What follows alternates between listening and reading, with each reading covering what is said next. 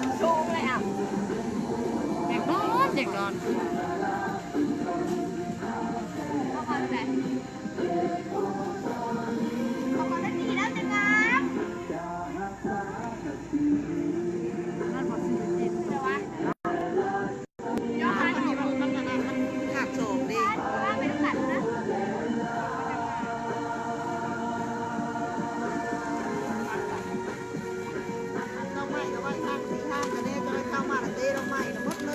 คักแน่เด้อทายทอดชุดแล้วโอ้งามอยู่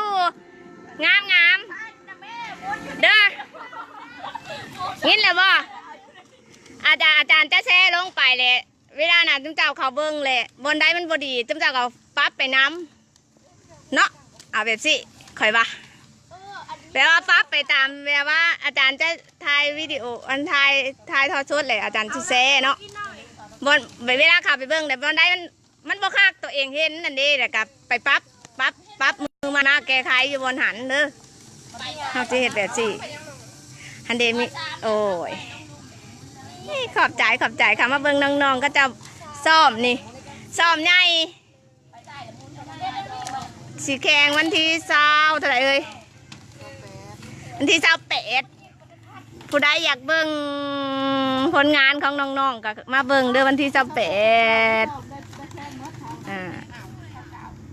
ตอนนี้ซ้อมคักแน่โอ้ย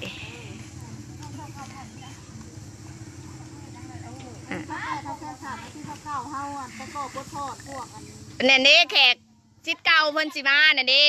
พบปะสางสรรค์แบบว่าเขาเป็นรุ่นน้องเขารุ่นน้องก็ต้องได้ฮับอยู่แล้วเนาะนักเรียนก็ต้องได้ประกอบส่วนบทพรเอาหมดเด็กช่วงสายสิได้แสดงหมดกูบทของแต่ละสั้นยุคขึ้นว่ะกดอ่ะ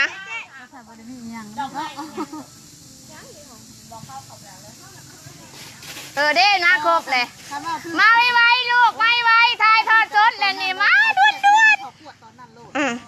เนาะให้เขามาตอนนั้นเอาแค่ขับนั่นก็ดีเลยเอาเกียร์คะแนนให้เป็นกรรมการเลยทายห้องได้เป็นห้องใด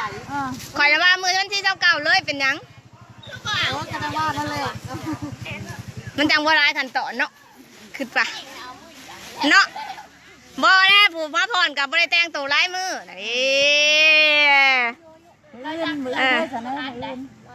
เนาะมืออื่นรวมดิแยกอันเกียร์คะแนนให้เขาเลยนะเอาเป็นกรรมการให้เลยนี่นะอันผู้นำแขกแค่คน2 คน3 คนจริงสิเนาะแทนมากับพอดีใช่กันเลยมันออกมาแล้วคะแนนบริษัทที่เขาบุ้งว่าไพ่เป็นไพ่ก็ซื้อแอนนี่นะเจ้าบอกไพ่หลุดแล้วมาถ่าอยู่นี่อาจารย์ทายทอดชดกับมูกระถาเบิ้งก็เจ้ากระถาเบิ้งเฮิงเลยเนาะรถเป็นยังคนมาครบแล้วจะถ่าจังหน่อยเด้อถ่าเบิ้งนี่พี่น้องเอ้ยลูกข่อยยังมากับลังครบ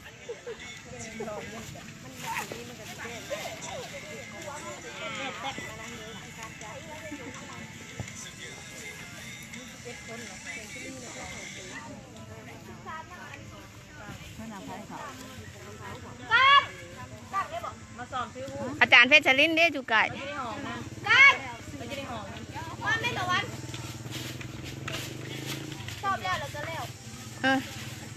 ชอบได้นี่ก็เจ้าเขามาถาเบิ่ง2 คนแล้ว2,000 คน2,000 คนลืมขอบใจเด้อที่เขาว่าเบิ่งมึงแน่ลูกคอยนะกาเกียมตัวยังบ่พร้อมจังน้อยเ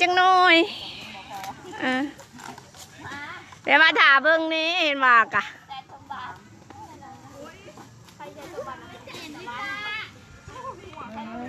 แฟนใช่เลยโอ้ช็อกที่หาพันแล้ว5,000 คนโอ้ขอบใจไรหัวใจรัวๆขอบใจเด้อหัวใจรัวเลือกเอาบุตรอันเพื่อนเราลวกเลือกเอา2 บุตรบ่ตาหน่อยว่าควรแล้วลิน่ะตาหน่อยยังวะกุดซี่กุด อ่านบ่เป็นภาษาไทยว่ะ ถ้าสมมติว่าเราสมมติมาซื้อเอาเข้าไปประกวดมื้อนั้นเลยก็ได้บอกเสียเวลาบอกเสียเวลาค่ะแต่สิว่าม่วน อ่ะ1 2 3พร้อมแปดมดบ่ร้อย เออเสื้ออันนักเรียนธรรมดามากเนาะ Bluetooth พอ mode. ก่อนเนาะพอนั้นทับต้นคือนะพอนั้น พ้นบ่พ้นก็เบิ่งชื่อเฮาจังได๋เฮามีเสื้อที่เฮาไปพ้นถูกนั่งกันแล้ว กันแล้วอย่ามาเขามากระเทินเขาได้มากแล้วให้เขาเป็นกรรมการสอบพอดให้เลยอย่าเขาไม่เขาจะมาม่วน โอ้ไอโฟนกับเสื้อไอโฟนกับเสื้อบ่ได้บานก็ซ่อมเด้อวันนักดีก็ซ่อมพี่น้องเอ้ย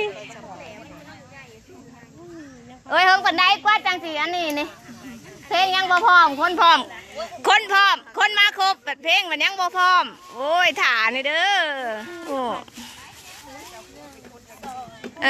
เวลาแกงดอกไม้นี่เบิ่งในวิดีโอน่ะงามจุ๊มเจ้าอันเดี๋ยวอันมีแต่ว่าเดี๋ยวให้มันถือจังหวะแหละงามทุกคนนะแม่น ต้องตัวนี้เพราะว่าอยากไว้กว่าจังหวะมันก็คือบ่งามมันบ่พร้อมกันบ่แม่นแนวอื่นแล้วเข้าไม้บ่ได้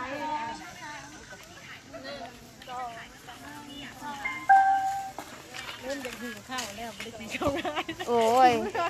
เชิญเมื่อยไว้เป็นลมตาย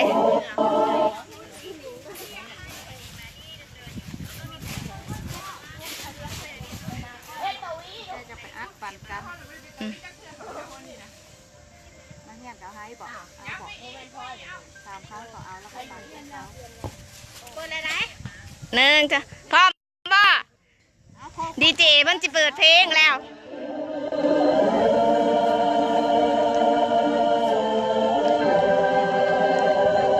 สัญญาณกับบ่คอยลาย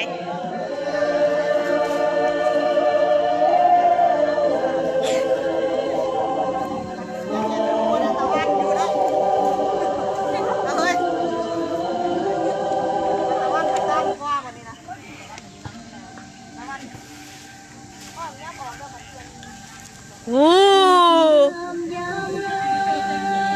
งามเด้อข้าวเจ้า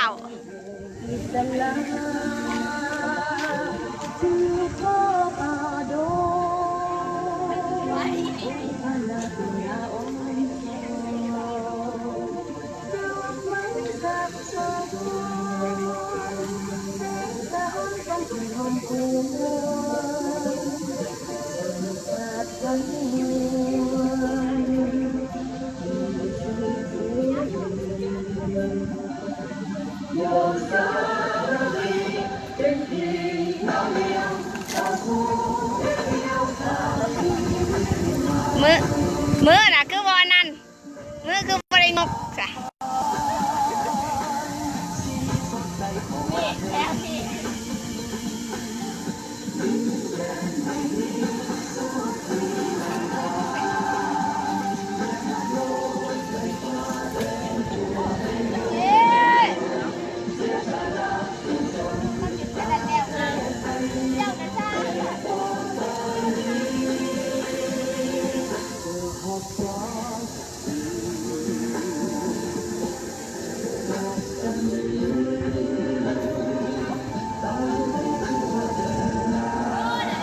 บุญเทิงว่าพองามเนาะบุญเทิงว่าขอบใจ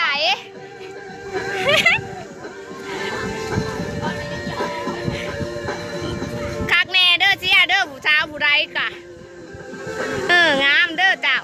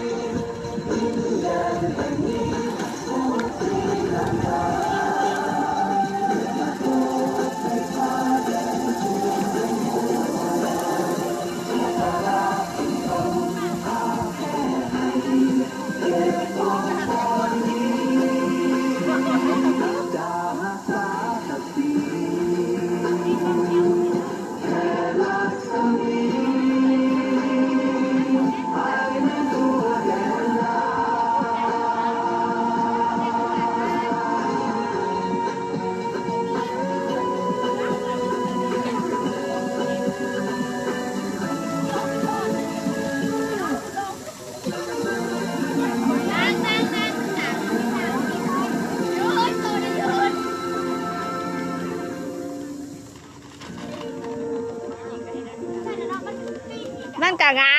งามอยู่แต่ว่ามันยังบ่พร้อมกันงามบัดที่นั่นจังเบิ่งล้ำคืนว่าตัวเองนะพี่ผาดบนได้เลยมาเบิ่งน่ะมันเฮ็ดที่ตอนย่างเนาะ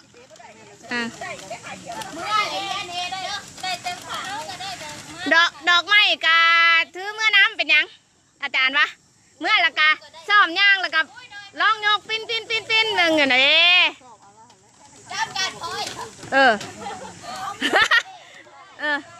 อาจารย์ว่าอยู่เพื่อนก็ต้องได้ซ้อมนัดกันซ้อมเป็นยัง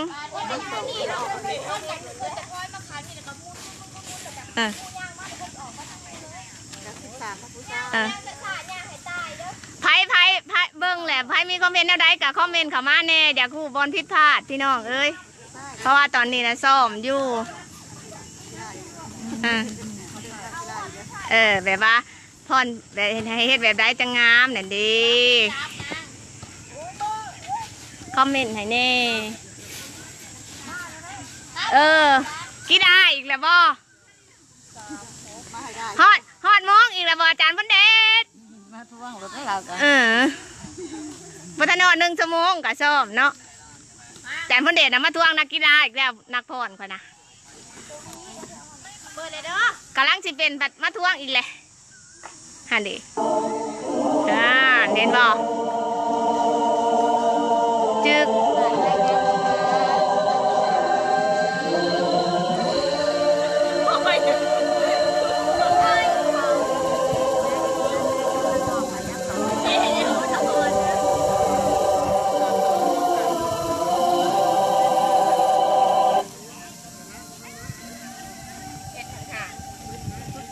งามดิบ่นั่นดีงามได้ข่อยว่ามันหักประเทศมาทุกคนอาจารย์หนักเมื่อย่าง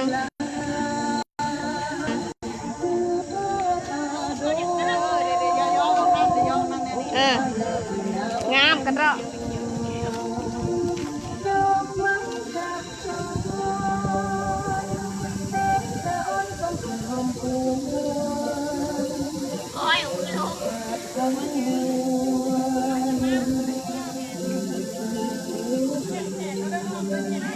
งามบ่น้องงามบ่บอลได้นั่นกับเติมให้เอื้อยนี่คอมเมนต์กับมาเน่ว่าแก้ไขบอลได้นั่นดิตอนนี้กำลังซ้อมรัดใจอยู่บอลได้พอๆกับสีแถมใส่นั่นดิ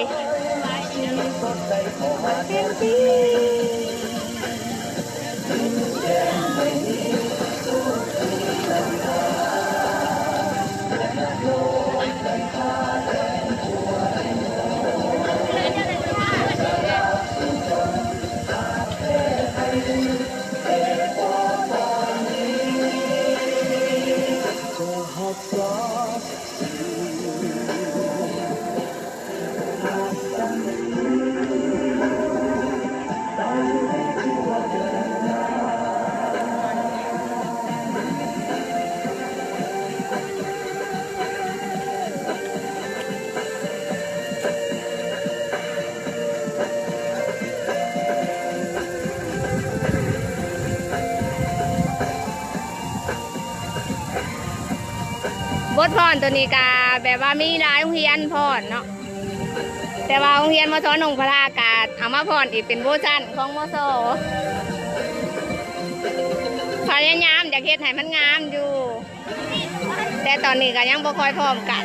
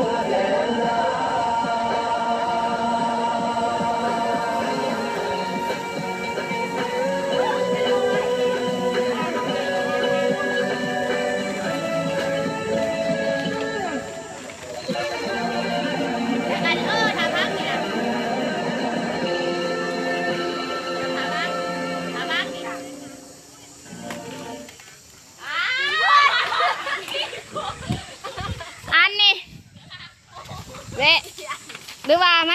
มันน่ะบอกมันผู้นี้ไปเวลาเยื่องโอ้ย เวลาเยื่องอันดอกอันนี้ขึ้นให้มันมาทางหน้าน่ะดีดอกมันนะเออนั่นแล้วข่อยว่ามันก็สิเห็นงามกว่ากันนะเป็นงานเป็นมะม่วงมันมะม่วงงันเป็นได้เอาอีกบ่หอบหนึ่งบ่เอาหอบหนึ่งเนาะถ้าเบิ่งอีกสักก่อนเด้อพี่น้องเลยอีกหนึ่งหอบ